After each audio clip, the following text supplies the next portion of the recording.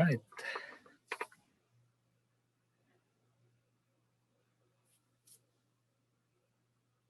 So hello, everyone. Welcome to today's community prayer. And with us today, we have two esteemed speakers, President Joel Lohr from Harvard Seminary and Professor Joel Kaminsky. And for now, I will pass the introduction to President Lohr, who will introduce Professor Kaminsky and also Gilana and himself. So I don't want to speak on his behalf because when he is here. So I will pass this to President Lohr, please. Thank you, Dr. Hamakaputra. I just am so impressed by how you lead us each week in prayer, and the spirit in which you do this is a gift to us in this community, and I want to recognize that publicly here today. Thank you so much for what you do every Wednesday. For anyone who's led this, you will know that behind the scenes there is a very diligent, careful, and attentive approach to this whole this moment that we have each week, and I just want to thank you, Hans, for that. I'm Joel Lohr, president here at Hartford Seminary. I feel like I know most, if not all of you on the screen that I see here. It is my pleasure indeed to be with you today. It's interesting that for some reason I'm leading prayer on a more solemn day. Today is a day in which we recognize the Holocaust. There are two main days, or there are many days, but two main days in which people tend to look at the Holocaust. There's Yom HaShoah, which happens later in the year, and then this is the day called International Holocaust Remembrance Day, which marks the anniversary of the liberation of Auschwitz. And so the UN named this day as well another day for remembering the Holocaust. So we're doing that today.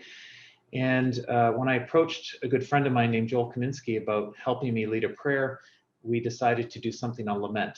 I won't say more about that right now. I'll simply introduce my friend and speaker, as well as another friend and person who's going to help us with some readings. Let me introduce her first. So Gilana Levavi was a student here. She completed the International Peacemaking Program, originally from New Jersey. I believe she's now living in Philadelphia. No, she's not living in Philadelphia. She's living somewhere else. But she is actively engaged with us at Hartford Seminary, and she will be reading some Hebrew Psalms for us today. Thank you, Gilana, for that. And I'll let you do that in just a moment after I introduce Professor Kaminsky.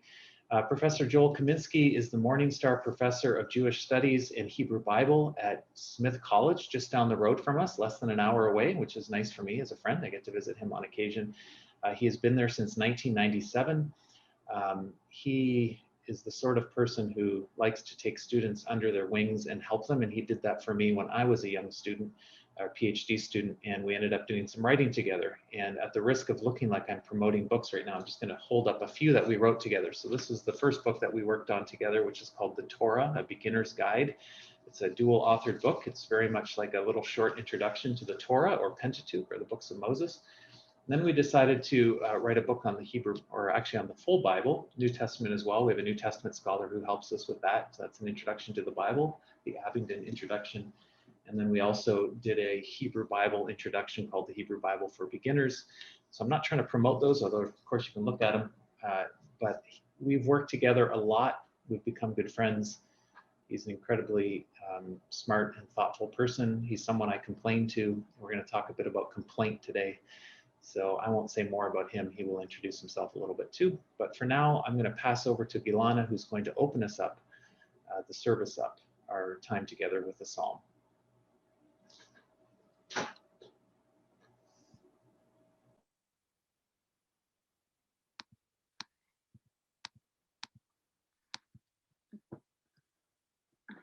El nekamot Adonai, el nekamot hofia. Yinaseh shofet haaretz, hashev gemul al geim. Ad matai reshaim Adonai, ad matai reshaim ya'alozu. Yabiu yidabru atak yitamru kol peole aven. Amcha Adonai yidaku v'nachatecha ya'anu. Amana v'ger yiharogu v'tomim yiratzechu. Yomru lo yiraya v'lo yavin Elohei Yaakov. Binu bo'arim ba'am, uchesilim matai taskilu. You can go to the next. Hanota ozen halo yishma, im yotzer ayin halo yabit, hayoser goyim halo yochiach hamelamed adam da'at. Adonai yodea machshavot adam ki hema havel. Ashrei hagever asher tiasrenu ya umitoratecha tlamdenu. Lehashkit lo mimeira ad yikare lerasha shachat. Ki lo yitosh Adonai amo v'nachlato lo ya'azov. Ki ad tzedek yashuv mishpat ve'acharav kol yishrei lev.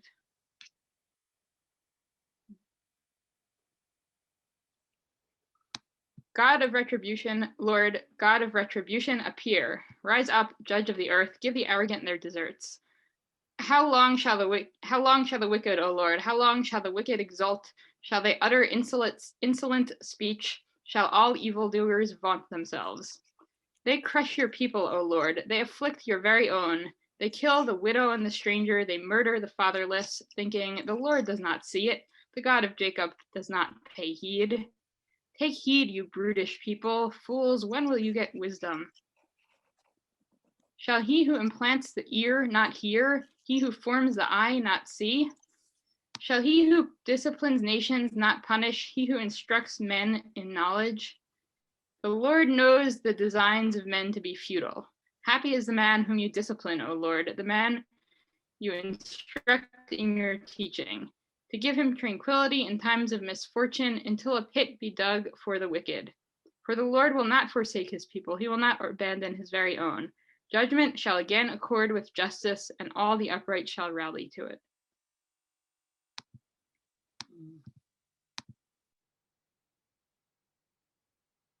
Am I supposed to speak now? Okay. So, the book of Psalms in Hebrew is called Tehillim, which roughly translates to praises. So we might be a little mystified by the fact that actually a good deal of the Psalms, certainly a third, maybe even over half of them, have lament or complaint components. The ancient Israelite religion melded the high god of the state, like in the Mesopotamian state god, who was transcendent and creator of the world, like Marduk from the Enuma Elish, with the personal familial deity who you had like in your little shrine in your house. And usually in a Mesopotamian context, if you had complaints, you didn't take it to Marduk, you took it to like your personal god who would intervene with the higher god because he was closer to you. But in ancient Israel, these melded together. So you have a lot of complaint psalms. There's individual ones and there's communal ones. There's also ones that are a little unclear as of the individual or the community. It's true that a lot of them are complex, meaning that they have complaint parts, and oftentimes the complainer over time comes to have a more optimistic view that God's judgment is coming or it has come and his distress is going to be relieved. But there are some pretty dark Psalms, like Psalm 88 that ends on the word darkness, and it's about an individual, or Psalm 44, which is a communal lament psalm that has the famous words, he's made us like sheep for the slaughter.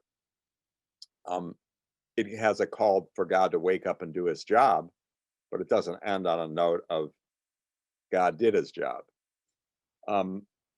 So there are these processes. In fact, there's at least one book that I know of, this book by Kristen Swenson called Living Through Pain, where she actually looks at some studies about pain and how people deal with chronic pain, and looks at a series of psalms and shows that some of the processes in pain, in coming to terms with chronic pain, and some of the movements and some of these psalms between lament and hearing an answer and finding some level of tranquility match each other. So that's sort of an interesting insight. In fact, I heard on the news the other day about some social scientist was saying, a physician, social scientist was saying that in these COVID times, the single best thing that you could do is take a walk with a good friend and unburden yourself of your problems with them. So this is what they were saying on the news, like, on like GMA or something, right? So you can sort of see the usefulness of these kinds of processes.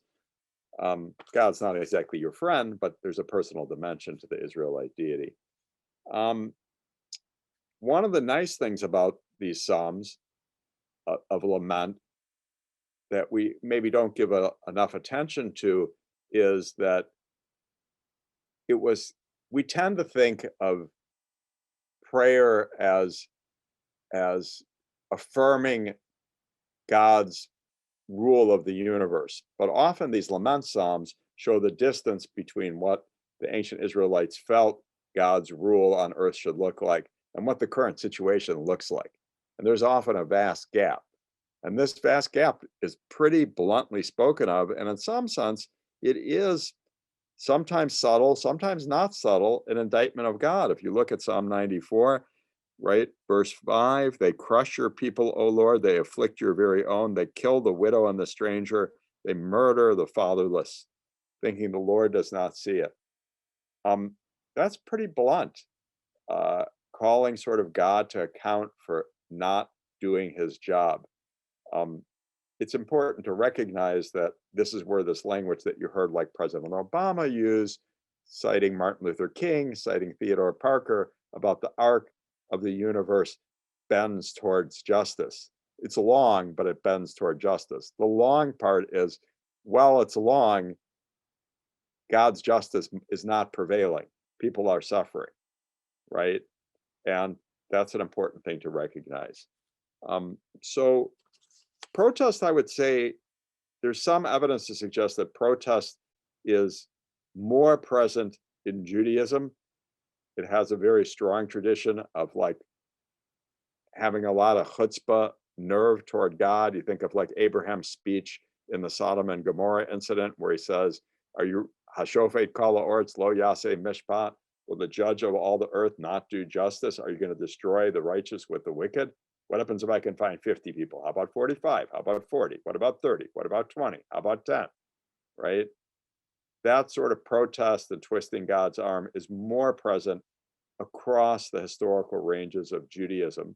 And that may have to do with the fact that ancient Israelites and later Jews were often minority peoples who were persecuted than it is in Christianity, although I did find a passage for President Lohr from Luke 18 that he's got on the readings today that suggests that this was maybe a little more alive in ancient Christianity than it became over time. I don't know how I'm doing on time. Am I out of time?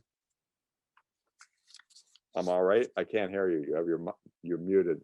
Why don't you bring your talk to a little close? We got 5 minutes for you. We're probably there, and we got to get to the next piece. Okay. Well, I'm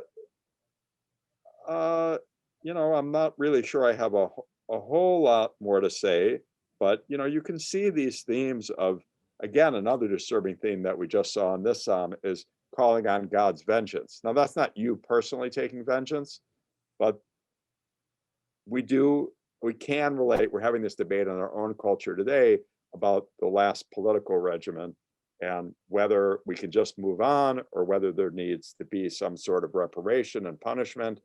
You see bumper stickers that say there's no peace without justice. I mean, I'm sorry, there's no peace without justice, which implies that there needs to be like some types of punishment. Now, we're not always comfortable with this idea today of either God being a God of vengeance, but if you want justice, there has to be some level of accountability. And I think the ancients felt this as well. How to strike that balance between justice and mercy, that's something we leave to God.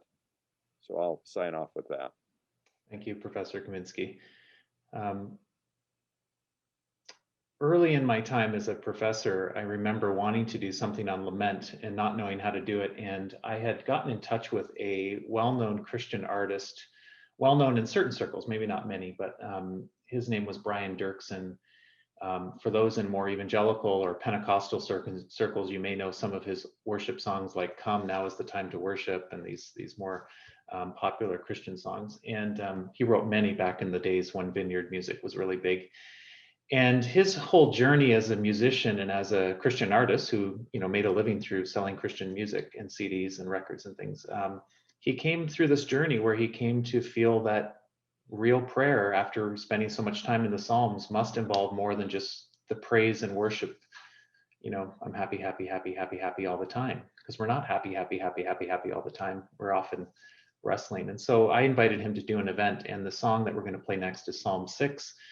It was performed at Morris Chapel at University of the Pacific for an event I did. I had it recorded secretly, and he has agreed recently that we could, well, not secretly, he knew I recorded it, but I just asked him a few weeks ago or months ago and said, could we play it if I put it on a YouTube? And he said, yeah, sure. So this is that song. It's about 5 minutes, and it's Psalm 6, just the words of Psalm 6 in English, put to song in his singing, and it's always touched me. So we're going to hear that now.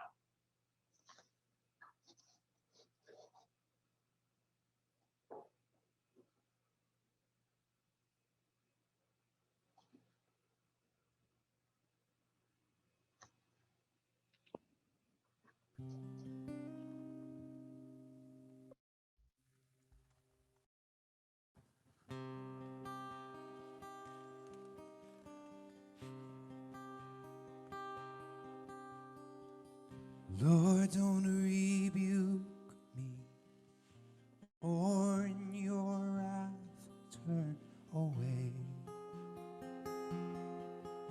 Have mercy on me, Lord, in your anger.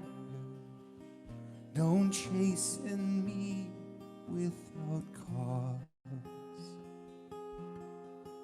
Your favor is my need, Lord.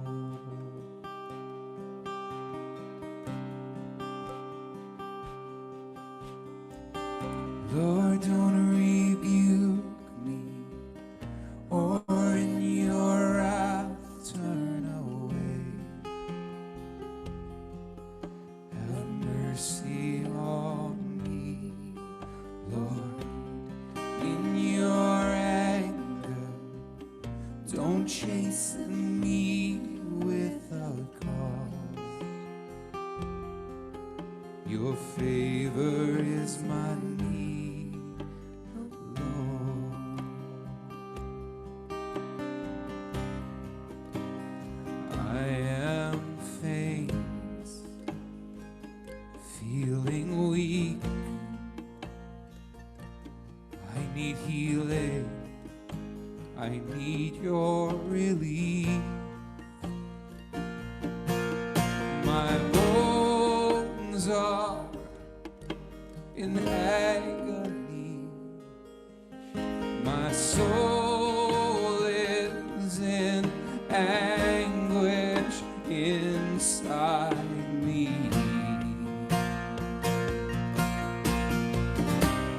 How long, oh Lord?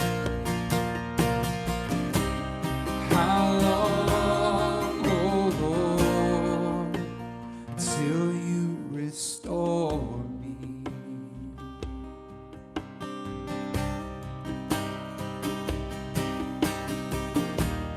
Turn, Lord, deliver me. Save me because of your unfailing love. Death holds no mention of your name. Who praises you from the grave?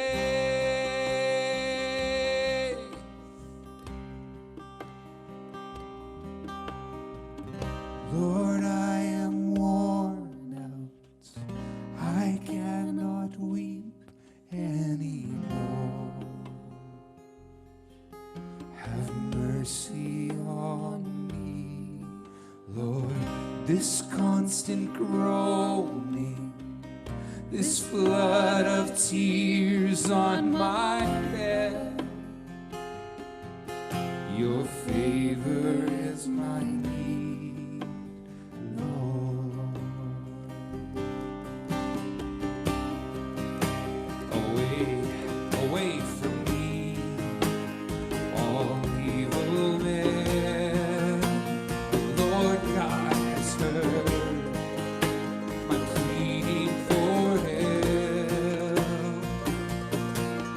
The Lord God has heard my cry.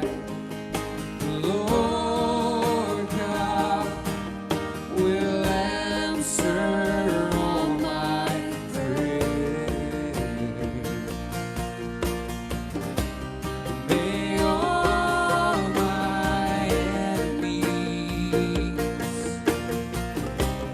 turn back in shame. May all my enemies turn back in shame when you restore me. When you restore me.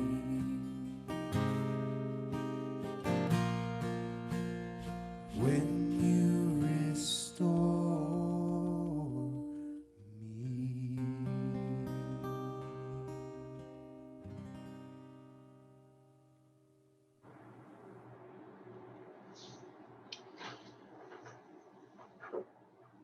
Psalm 6.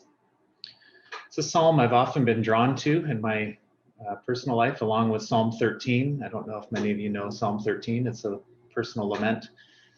I don't know how many of you here in this room, my wife likes to say I'm more of a complainer than most people. You may not see that side of me on the Zooms or in the meetings, but I like to use the word lament. It sounds much better than a complainer. I'm a lamenter. I like to lament. I think it's important to keep it real. But I don't know how many of you have felt in your prayers or in your life, like it says in verse 6 of the psalm we just heard, I am weary with my moaning. Every night I flood my bed with tears. I drench my couch with my weeping. My eyes waste away because of grief. They grow weak because of all my foes. It's interesting, Joel, Professor Kaminsky mentioned earlier that the New Testament Christians are maybe a little less comfortable, at least it seems at times in the current era, with the idea of being real in prayer, lamenting in prayer. I can remember one instance, and I mentioned this in another session, and if you've heard it before, I apologize, but I remember in a church I belonged to in Vancouver, there was a woman in the church, a widow. She lost her husband while we were there, and about 2 years later, this was the sort of church where prayer would kind of stop and there would be a moment for people to add prayers. Often people would just silently say a name or, lift up someone or add something. They weren't long prayers. And I remember about 2 years after, this dear woman who had 2 children, we hadn't heard a prayer from her, at least not that I know of, in those 2 years. And I just remember one Sunday she cried out in the middle of this prayer, "Why, God, why?" It was just a powerful moment, like no other I've experienced in prayer in a church service. And it reminds me, so Joel mentioned earlier that we do have some of this in the Christian tradition. I'm going to end on this, and I apologize to Gilana. We're not going to read Psalm 13 today just for the sake of time. We have a final video we're going to close on, but I thank her for preparing it. Maybe she could read it during the coffee ground or the Holy Grounds time. But at any rate, I want to read for you something Professor Kaminsky brought to my attention. I hadn't noticed it before. It's a really interesting parable. Jesus says he's teaching them about prayer. And during this parable, he says to them, Jesus said to them, this is Luke 18. Jesus told them a parable about their need to pray always and not to lose heart. He said, in a certain city, there was a judge who neither feared God nor had respect for God. And in that city, there was a widow who kept coming to this judge, this godless judge apparently, and saying, grant me justice for my opponent. For a while, this judge refused, but later he said to himself, though I have no fear of God or respect for anyone, because this widow keeps bothering me, I will grant her justice so that she won't wear me out by her continually coming. And the Lord said, listen to what the unjust judge says. Will not God grant justice to his chosen ones who cry out to him day and night? It's interesting. Joel pointed out to me that the Greek here, where it talks about in verse 5, she will wear me out by her continual coming to me. The actual Greek there, if you look at it, and those who want to can go look at it later, unless she continually beats me. In fact, actually, the Greek word is related to hits me in the face or gives me a black eye. And this is what Jesus is holding up as a model of prayer, to continually approach God in such a way that we are beating on the door, beating to get God to listen. And so I just remind you that the Christian tradition itself taps into this very Jewish, which as a Jewish movement, of course it would, but Jesus reminds us the need to cry out to God and to be perpetual in that. So you can look that up. In honor of Holocaust Remembrance Day, we're going to end our service with Psalm 22. It is a very solemn psalm. We're going to end with a moment of silence after it. So after that psalm, we'll end with a minute or 30 seconds or so of silence, and then Hans will end our service. But this is in honor of those who have cried out to God and those who have lost their lives in the Holocaust.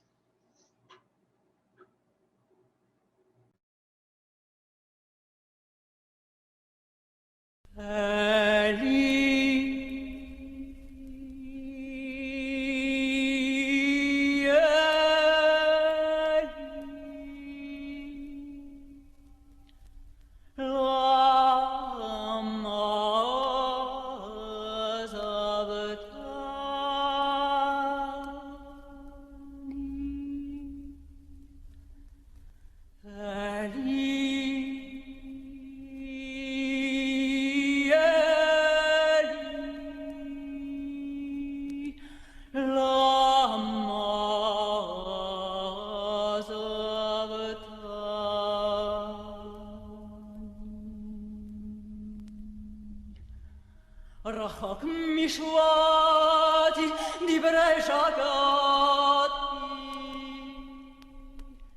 אלוהי קרא עמם ולא טענו ולילה ונדו מידי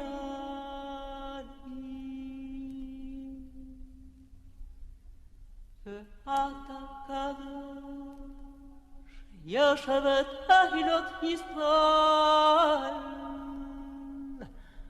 וכבדך אבותינו בטחו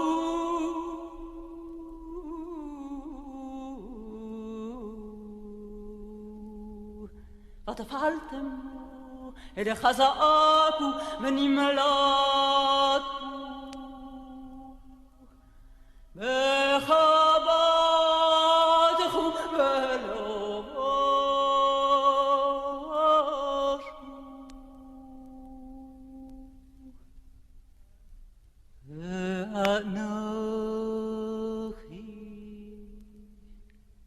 תולעת ולא איש חרפת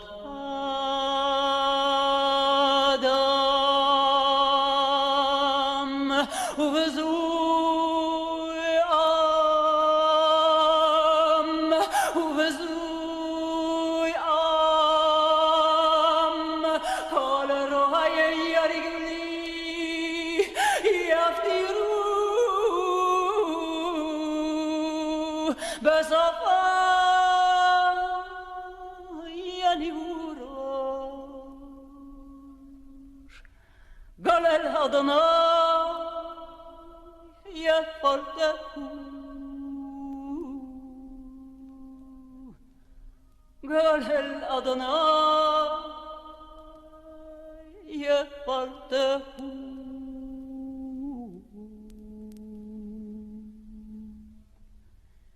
יצילהו כי חפץ בו אדוני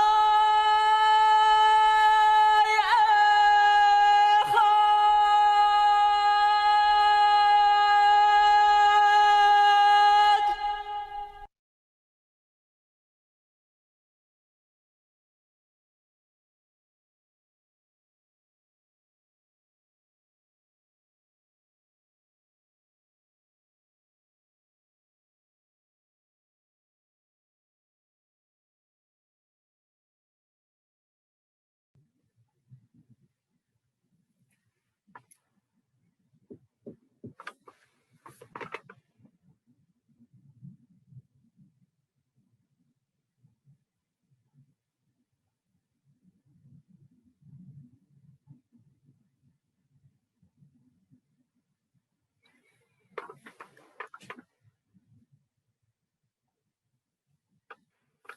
So this is the end of our community prayer today. Thank you again for Dr. Kaminsky and Dr. Jolor for your leading of today's session, and for all of you who have welcome. And before we depart, next week there is another community prayer the same time, and there will be several scriptural reflections from different people. And if you have time now and you want to stay, feel free to stay for the Holy Ground Coffee Hour. Thank you, everyone, and hope you have a wonderful day.